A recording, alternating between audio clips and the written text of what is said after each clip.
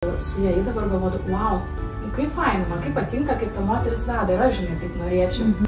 Gavau pasiūlymą perimti veiklą.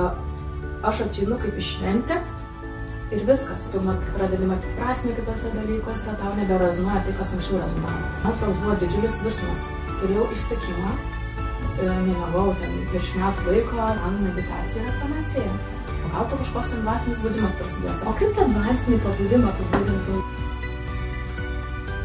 Žinai, kaip tiesiog tada pradeda purtyti gyvenimas. Aš pati susigalvodavau tiražą ir jį užsakydavau atspausdinti.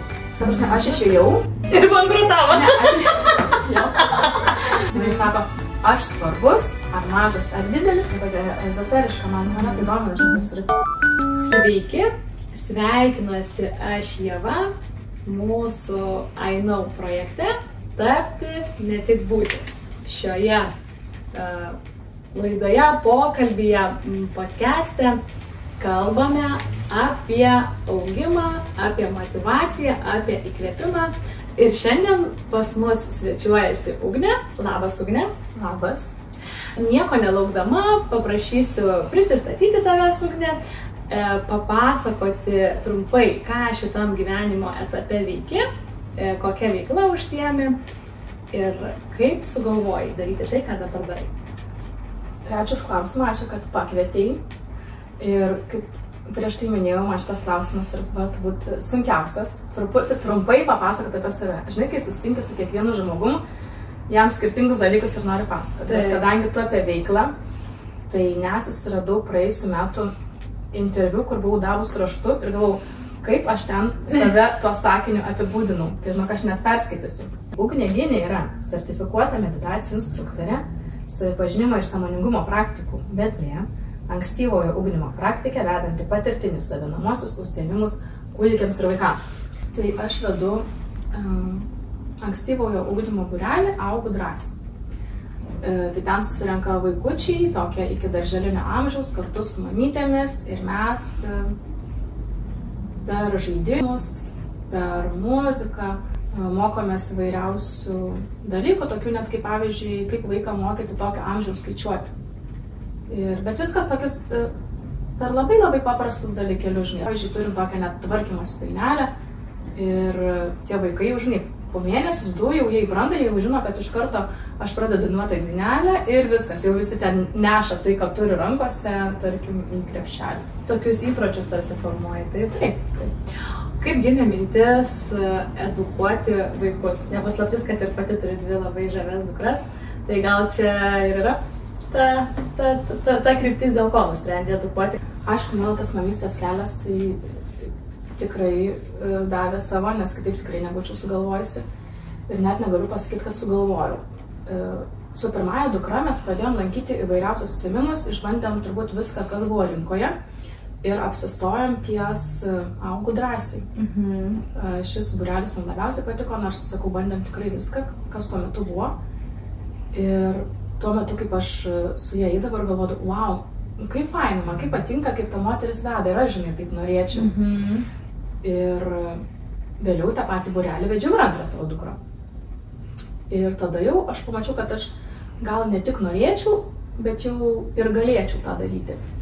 Ir gavau pasiūlymą iš tos Augu drąsiai įkūrėjos, sumanytojos perimti veiklą. Netgi taip, perimti visą veiklą, o kokia priežastis buvo įkūrėjos tiesiog norėjo keisti kryptį veiklos? Jos vaikai užaugo. Jau jai nebebuvo tiek aktualu. Ji dabar dirba daugiau su suaugusiais, aišku, dirba ir su vaikais, bet jau ne to tarpsnio. Mano dukra ir dabar eina vyresnė pas ją į tokį būrelį apie emocijas. Tai labai patinka, džiaugiasi, bet jau tų lėliukų nebenorėjo. O man vis dar tai, žinai, buvo aktualu ir minėjo, kad jai siūlė ir perpirkti jos tą būrelį, bet nenorėjo, kad tiesiog jis ir toliau gyvuotų ir pasitikėjo manim tiesiog. Labai įdomu tavęs paklausti, o kaip atėjo tas sprendimas, kad aš galiu perimti šitą veiklą ir būti tuo tokiu Augu drąsiai lyderiu, žmogum vedliu, kuris edukuotų tuos vaikus? Nes aš turbūt turiu, ko reikia. Aš tikrai turiu daug žinių apie vaikus, man tai yra aktuali tema. aš lankiau tą būrelį, aš moku viską mintinai. Tai tau nebuvo sunku va, taip priimti kaip žmogui, kad va, tiek atsakomybių, vis tiek toksai atsakingas dalykas perimti kažkieno sukurtą pagal tą modelį, aišku, žinai, kas ten vyksta, kaip ten vyksta, bet vis tiek tarsi tu įėjai tokį kaip ir naują verslą savo, ne? Man atrodo, kad tai yra daug lengviau negu bildinti viską nuo pradžių. Tai yra, aš gavau vardą, mamos su 2-3, netgi 4 vaikų pas mane buvo atėjusi, nes jau žino tą būrelį. Ir jeigu galvoja, kad pasitikėjo Johana, mano mentorė, tai reiškia, jeigu jinai pasitikė manim, reiškia, ir jos gali manim pasitikėti. Ir žinoma, kad aš nedarau visko taip pat. Nu, tai visada pridedi kažką savo. Tai tikrai ir nebuvo tokių tokių gairių, kad būtent taip, o ne kitaip. Aš darau pagal save. O dabar, Ugne, tavo jau dukros auga, o tavo mintis toliau tęsti šitą veiklą išlieka, ar irgi galvoji, kad čia bus labiau karuselinis verslas, toksai iš rankų į rankas perduoti mamoms su, tarkim, vaikais, kurioms aktualiausia tam amžiaus tarpsnyje. Nes čia turbūt vis tiek tos edukacijos tai yra iki kažkokio amžiaus, iki mokyklinio turbūt, ne amžiaus. Iki darželinio. Čia yra ankstyvo ugdymo. Iki darželinio. Ankstyvo, iki kokių 3 metų. Net 3 metų dar nelabai ir yra. Ai, tavo dukros jau abi turbūt jau... Jau jos baigusios. O tu vis tiek dar čia, tai reiškia, dar jauti tą tokį poreikį, ne, iš vidaus. Tai Leila, prieš 1,5 metų tik išėjo į darželį, tai... Taip. Tai tas, kad kažkam perduoti, galvoji toliau pasilikti dabar kol kas šitoj veikloj, ar yra visokių minčių? Ar dar kol kas nenori dalintis? Ne, galiu dalintis. Dabar man patinka. Ir patinka tai, kad aš galiu atskleisti kažkokias tam tikras savo savybės tą būrelį. Aš nesakyčiau, kad tai yra verslas, tai yra veikla ir man jinai širdžiai maloni. Bet aš jos neplėtoju ir nevystau taip, kad iš jos daryti kažkokį didesnį dalyką. Tarkim, aš tikrai galėčiau siūlyti kažkokiems darželiams, kad aš atvažiuosiu, pravesiu, gali įvairiai daryti. Bet aš nenoriu daryti tiek, kad man tai taptų kažkokiu sunkiu darbu. Man dabar tai yra malonu, aš ateinu kaip iš šventę ir viskas. Man užtenka tiek, kiek aš dabar vedu. O kitas veiklas taip, aš daugiau noriu dirbti su suaugusiais. Gerai, pakalbėkime apie tavo kitas veiklas. Žinau, kad tavo tas kelias veiklų prasme labai spalvotas. Teko su tavim vaikščioti, bendrauti, kalbėti ir dalinais ir aš tokia buvau susižavėjusi tuo eksperimentavimu, nes man labai tai patinka, aš irgi žmogus mėgstantis ieškoti, keisti, dinamiškas žmogus esu. Tai kažkaip labai surezonavo tavo tas pasidalinimas apie tą tokią gausą veiklų, kur tiesiog persipina ir save papildai, nebūtinai dėl kažko darai, dėl savęs darai daugelį veiklų. Ir viena iš tokių veiklų yra irgi moterų ratai. Gal gali plačiau pasidalinti, čia kaip suprantu lygiai grečiai einanti veikla, ar ne, prie augų drąsiai edukacijų. Tai gal gali pasidalinti apie tos moterų ratus, nes jie jau Lietuvoje pakankamai turbūt populiarūs ir žinomi, bet man vidui irgi pačiai įdomu, kiek ten tos laisvės jūs turit, ar tai visiškai yra jūsų kūryba, ar yra kažkokios irgi gairės, kurias praėjot mokymai ir plačiau truputėlį papasakoti apie visą tai. Tai aš dar pradėsiu nuo pradžios, dėl ko man svarbus tie moterų ratai. Kai aš pagimdžiau pirmą dukrą, iš tiesų gyvenimas labai pradėjo keistis ir turbūt daug mamų atpažins tai savyje. Tau pradeda gal patikti tokie dalykai, tu pradedi matyti prasmę kitose dalykuose, tau neberezonuoja tai, kas anksčiau rezonavo. Man toks buvo didžiulis virsmas. Ir turėjau išsekimą, nemiegojau ten virš metų laiko, prastai jaučiausi, aišku, ir, žinai, pradėjau ieškoti kažkokios pagalbos. Na, aišku, reikėjo poilsio, žinai, kaip nuraminti tą savo galvą, savo mintis ir daugiau atsisukau į tą sąmoningumo ir dvasingumą temą. Tai kai Olivijai buvo kokie metai, aš jau taip stipriai pasinėriau. Čia pirmai dukrai. Pirmai dukrai, dabar jau jai 7 rytoj. Tai jau daugiau nei 6 metai aš tam savo kelyje. Ir man pačiai labai reikėjo kažkokio palaikymo, kur susitinki su daugiau žmonių, kur jie turi gal kažkokias panašias problemas, gal nebūtinai problemas, bet tiesiog išgyvenimus, taip, žinai, patirtis tokias. Tai aš tada pradėjau labai daug mokytis toj srity. Ne tik, kad lankyti tiesiog kažkieno kitų ten ratus ar kvepavimus, bet ir baigiau pati bioenergetikos kursus, Reiki, Taro, tiesiog išbandinėjau įvairiausias įrankius ir praktikas. Žiūrėjau, atsirinkinėjau, kas man tinka, kas man patinka. Ir aišku, man meditacija yra panacėja. Aš baigiau ir meditacijų instruktorių kursus, tai manau, dėl to aš ir galiu vesti kitą žmogų, nes aš turiu tam prikaupus jau tikrai tą praktikų rinkinių bagažą, žinai, ir galiu daug pasiūlyti. Koks pagrindinis tikslas, kokia pagrindinė žinutė kiekvienai moteriai pačiai savo, kas tokio ten yra, vis tiek tikslinė grupė kažkokia? Tai dažniausiai, žinok, ir tu parenki temą. Nes nedarai tiesiog moterų rams, dažniausiai parenki kažkokią temą. Bet šiaip, jeigu bendrai, tai man atrodo, yra tas saugumas, tu gali ateiti ir būti tau taip, kaip būnasi, gal vienai bus labai linksma, kitai bus labai liūdna ir tiesiog tai bus ir savęs, ir kito priėmimas taip, kaip yra. Tas atsipalaidavimas, leidimas savo tiesiog būti. Tiesiog būti, taip. Ar daug moterų jaučia tokį poreikį, ar čia yra būtent labiau po motinystės, po nėštumų tokia tema moteriams, ar nebūtinai visiškai? Aš nemanau, kad būtent, aišku, kadangi aš pati mama, tai man lengviau suprasti tas mamas. Ir lengviau pamatyti, ko jums ten reikia ir taip toliau. Bet aišku, ne aš kiek esu pati, kur nors ėjusi, tai yra pilna jau jaunų moterų, kurios tiesiog pradeda domėtis savimi ir jos nori kažkokios bendrystės. Nežinai, tavo temos keičiasi, nes su visais apie tą patį gali pakalbėti. O gal tu kažkoks ten dvasinis budimas prasidės, ar kas nors, žinai. Su kuo tau daro apie tai pasišnekėti? Gal ten tėvai ar ten, nežinau, vyras gal nelabai supras, kas su tavim šiuo metu vyksta. O tu atini to kažkokio moterų ratą, kur yra žmonės, kurie tai yra perėję, kurie gali tau papasakoti, kurie gali tave palaikyti, kurie gali tave nuraminti. O kaip tą dvasinį pabudimą apibūdintum žmogų, kuris, pavyzdžiui, klauso ir galvoja, kas čia gal čia šurum-burum, gal čia kokie kerai, gal čia koks šamanizmas.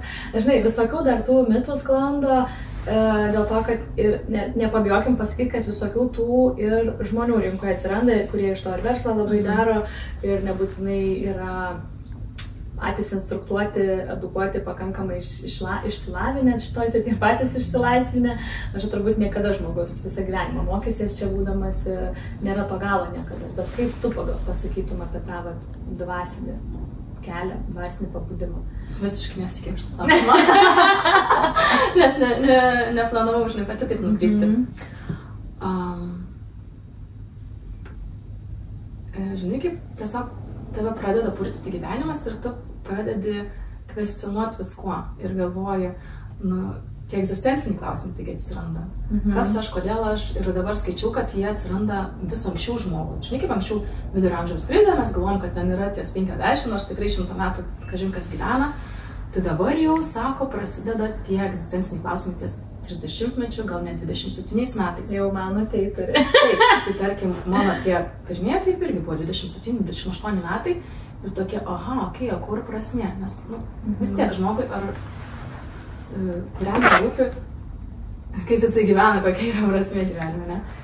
Tai tiesiog ir tu pradedi jausti visokiausius simptomus, gal nerimą, gal ką, ir tiesiog, man atrodo, nerimas tave pradeda stumti kažkokiems gilesniems ieškojimas, kad, gal aš nesu vien tas kūnas, mėsytė ant kaulo, gal aš nesu vien mano protas ir gal kažkas yra aukščiau.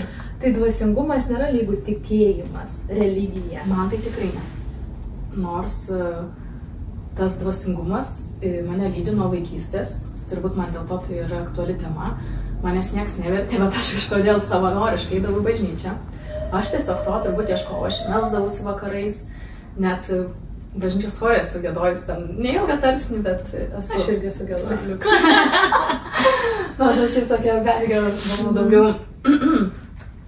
Tai, okei. Okay. Žinau, apie ką čia kalbam. Jo, apie tą dvasingumą. Man tai nėra religija, taip. Nors aš ten tikiu Dievu, tikiu Jėzum, tikiu Mariją, bet aš taip pat, žinok, tikiu ir kitom dieviam, šventaisiais ir daug ko. Taip, kai pašneki su žmonėm ir atsiveria tas toksai platesnis jų matymas, nes, pavyzdžiui, yra ir tokių vedlių, gal pavadinti juos ar ne, arba žmonių, kurie irgi eina per tą tokią dvasingumo prizmę, bet jie akcentuoja tik Budą, pavyzdžiui, arba jie akcentuoja tik tai ten Indiją. Aš mokiausi pas tokius mokytojus, kurie rezonavo man. Tai man atrodo, kiekvienas eina pagal ten, kur jam rezonuoja. Ir kiekvienas tas mokytojas kalba iš savo perspektyvos. Žinai, ten, pavyzdžiui, yra toks dalykas kaip dvasingumo žemėlapis. Nes ne dvasingumo, o sąmoningumo, sąmonės lygių. Tai jeigu aš esu, kaip sako, inner light, vidiniai savo šviesoj, tai aš apie tai ir kalbėsiu. Jeigu aš esu jau inner love, aš kalbėsiu apie meilę. Ir dėl tie mokytojai, žinai, kalba visi kaip ir apie vieną, bet labai skirtingai. Tokias kryptis turi kaip. Taip, nes kur aš esu, aš apie tai ir kalbu. Taip. Man tai yra tiesa, bet tų tiesų yra labai daug. Tai tie žmonės renkasi tave, sakykime, kurie irgi jaučiasi, kad panašios krypties nori. Galimai, ne? Man atrodo, viskas daug paprasčiau. Tau patinka žmogus ar mane? Dar mokydamasi universitete, praktiką atlikau žurnale Ji. Rašiau straipsnius. Baigus universitetą, mokiausi kompiuterinę lingvistiką, tai čia irgi kaip ir gavau tai filologijos diplomą. Filologija plus truputėlį ten gal programavimą. Baigus, gavau pasiūlymą paredaguoti pagal autorinės sutartis, ten skelbimus ir tekstus vienam dienraštį. Pagalvojau, kad gal aš eisiu dar pasimokyti. Ir aš sugalvojau, kad aš mokysiuos vizažo. Nes man mokyklai patikdavo, žinai, dažy draugės ir save.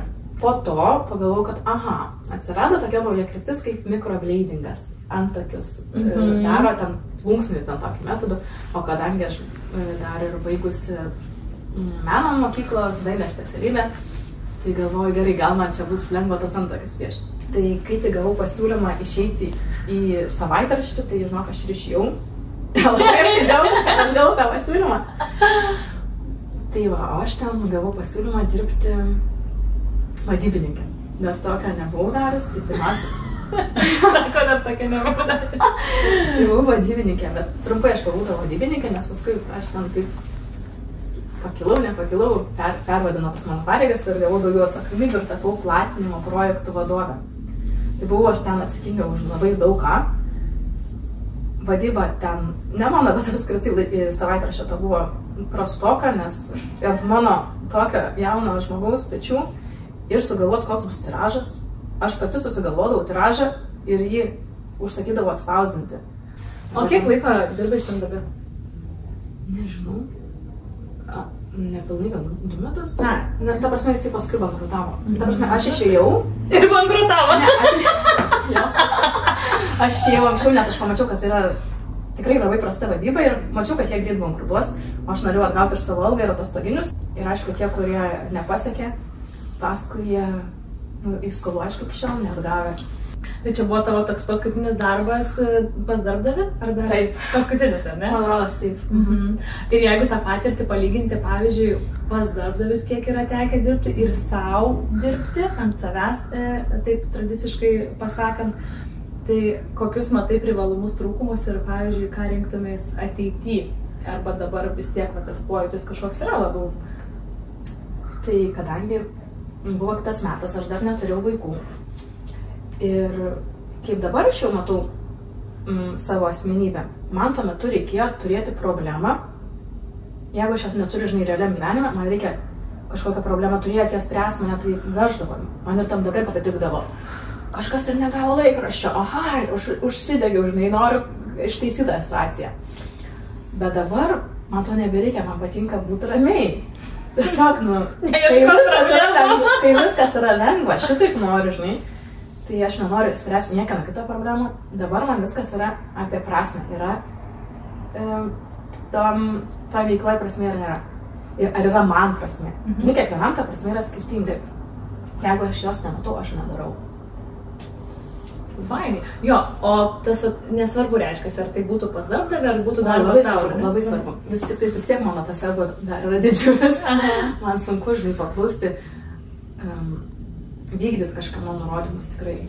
Tai mieliau rinktumės ir renkiesi dabar kaip ir suaugo drąsiai, ar ne, arba su tais moterų ratais tiesiog pati tas veiklas inicijuoti ir pati dirbti visiškai. Tik savo. Man tikrai kitaip neįsivaizduoju, aš nežinau, kur gyvenimas nuneš, gal aš tam už metų sakysiu kitaip ir aš norėsiu išbandyti kažkokią kitą veiklą, žinai. Tave stebint, atrodo, kad gyveni tokioj darnoj ir tokiam balanse ir matau socialiniuose tinkluose pasidalini ir savo vaikais, ir šeima, šiek tiek ir vyro, ir visi jūs tokie atrodot tikrai darnoj ir matosi, kad nudedat tas augimo šeimoje pastangas tokias. Ir norėjau paklausti, ar tai yra lengva, kiek pastangų reikia įdėti ir ar viskas taip atrodo mums dažnai iš šono gražu, viskas ir spalvota. Kiekvieno žmogaus siekiamybė yra gyventi balanse, darnoj, tai manau, kad būtų labai smagu, jeigu pasidalintum kažkokiais ar įrankiais, ar metodais, kuriuos taikai, gal yra kažkokios ribos brėžiamos, labai aiškios taisyklės, gal vidinės kažkas turi šeimoje. Labai platus klausimas. Tai balansas irgi yra mano siekiamybė. Ar visada pavyksta? Tikrai ne. Kadangi man atrodo, kad aš nesu ten tokia aktyvi socialiniuose tinkluose ir įdedi ten maks 5 storius per dieną, tai kas tai yra po 15 sekundžių? Tai aišku, tai neapibrėžia nei manęs, nei mano šeimos gyvenimo, įdedi tai, ką tu nori dėti. Ir vaikus aš dedu, žinai, gal kiti sakytų, geriau vaikų nedėti, jie turi apsispręsti ir taip toliau. Tai yra kaip ir mano darbas. Nes mamos mato, kaip aš elgiuosi, jos tada gal kažką pasisėmė, gal jos nori pas mane ateiti, nes tikrai girdžiu, kad man patinka ten jūsų dukros ir taip toliau. Man ir jos patinka, bet jos tikrai ne visada tokios fainos. Tai čia turbūt visur, žinai, tas namų bedumų nėra. Taip, tai aišku nėra. Bet taip, to balanso aš tikrai siekiu visame kame. Skirti laiko ne tik šeimai, ne tik vaikam, darbas tas mano išvis yra toks nepriraštas ir lankstus, tai aš jam neturiu skirti kontaktinių valandų labai daug. Bet stengiamės, kiek jau esam kartu, tiek daugiau to kokybiško laiko, žinai, ir praleisti. Kad turi būti pokalbis, kad stengiamės valgyti kartu, kiek gaunasi, žinai, ten valgio metu pasišnekėti, rytais traukiam ten gyvūnų kortą. Jau vyresnėlė, žinai, pati ištraukia, gali perskaityti, mes tada pagalvom, kaip mes galėtume dabar nešti, žinai, į savo gyvenimą ten tą žinutę. Taip, jaunesnėlė, mano irgi traukia, bet netraukia visada tik boružėlę. Turi savo personažą. Turi savo boružėlę, jinai moka jau ten mintinai. Jinai sako, aš svarbus, ar mažas, ar didelis, aš esu svarbus ir čia yra jos afirmacija. Tai į afirmacijų temą, tai kuriu dar tokį gidą mamoms, kur bus toksai 21 dienos afirmacijų rinkinys, bet ne vien, žinai, supažindinimas, kam tai skirta, kodėl tai skirta, jai, vaikui ir jiems abiems ryšio stiprinimui. Kad, žinai, mes taip nenorim sugadinti savo vaikų dabar tos mamos, ne? Tai kad pirmiausia reikia pradėti nuo savęs, nes dauguma save yra stipriai apleidusios, tai kad irgi, žinai, tos kaltės pas mamas, pas kiekvieno, Jėzus, nei vienos nepažįstu, kuri dėl kažko nesijaučia kalta. Ten užriko ant vaiko kalta, kažko laiku nepadarė, ten pietų neįdėjo, ta prasme, visur ta kaltė. Netobula mama. Netobula, žinai, ir visur netobula, nes, neįmanoma tai tobula, aš nežinau, kas yra tobulas. Aš nežinau, kiekvieno supratimo tas tobulas. Ir manau, nėra to tobulų. Tai man, žinai, taip norisi būti geriausia, kokia gali. Bet reikia leisti vaikui gyventi savo gyvenimą irgi. Kad jisai turi klysti, jis turi pats prisimti irgi atsakomybę už tam tikrus savo veiksmus, kalbėti šeimoje, kaip tą galima ištaisyti, tai kad vaikas, kaip ir mama, kaip ir visi šeimoje, gali jausti įvairias emocijas. Aš jeigu pykstu, aš ir sakau, žinokit, panos, aš taip pykstu, nes kaip jos kitaip mokės pačios savo tas emocijas įvardinti, jeigu aš nemokėsiu. Ir aš laik tik tai sėdėsiu dantis sukandas, žinai, ar man gerai ar blogai, aš neparodys emocijų. Taip, be nieko. Tai kaip jiems pačioms išmokti. Tai aš noriu, kad mamos truputį šiek tiek atsipalaiduotų tame ir tas afirmacijas galėtų įvesti į savo kasdieninį gyvenimą, kaip ir išmokyti vaiką ir kartu pastiprinti tą, žinai, savo savivertę. O mums patys tikėjimą savimi. O dar apie tą perdegimą kalbant, sakai, kad turėjai tokį sunkų periodą, bet ar tu manai, kad būtų galima buvę išspręsti tai anksčiau arba išvis išvengti, jeigu būtų tam tikri įrankiai panaudoti, praktikos kaip meditacijos, kvėpavimai? Ar tai buvo tiesiog neišvengiama dėl to, kad tai buvo tiesiog motinystė, pirmas vaikas ir susidūrimas su gyvenimu? Man tai čia buvo dovana, tam, kad aš ir atsisukčiau tą, žinai, dvasingumą daugiau. Ne tai, kad atsisukčiau, bet tiesiog sugrįžčiau gal. Jo, nes tu sakai, kad tu buvai vaikystėje pakankamai... Visada, žinai, tokia buvau prijaučianti, tokia ezoteriška, mane tai domina, žinai, tas rytis. Tai man tai buvo dovana, bet aš tikrai norėčiau, kad moteris iš anksto turėtų tos įrankius, kad jos galėtų, ten tarkim, kad ir emocinius paleidimus mokėtų daryti, ar tiesiog susijungtus, grįžti savo ašį, tai aišku daug lengviau. Tokia prevencija. Jėzus, kur vien dalykas, tu nesi net savo kūne, žinai, reikia gyventi savo kūne, mums įsiduota, žinai, kai sako, gimsti ir gauni kūną, tuo, kuriuo turi pasirūpinti. Ir pats pirmas dalykas ir klausimas, žinai, yra ne pasirūpinti kitų, žinai, o savim. Kaip aš galiu, ko jis šiandien nori? Paklausvės, ko aš šiandien noriu? Žinai, ar tai sutampa su tam kažkokiu mano prieš tai planu? O gal nesutampa, gal aš tiesiog visiškai nenoriu šiandien daryti to, kas ten jau suplanuotų. Ir aš, pavyzdžiui, leidžiu savo nedaryti. Nes, tarkim, gal mano šiandien yra atsipalaidavimo diena. Dar, pavyzdžiui, kita visiškai tema plati, bet moters ciklas.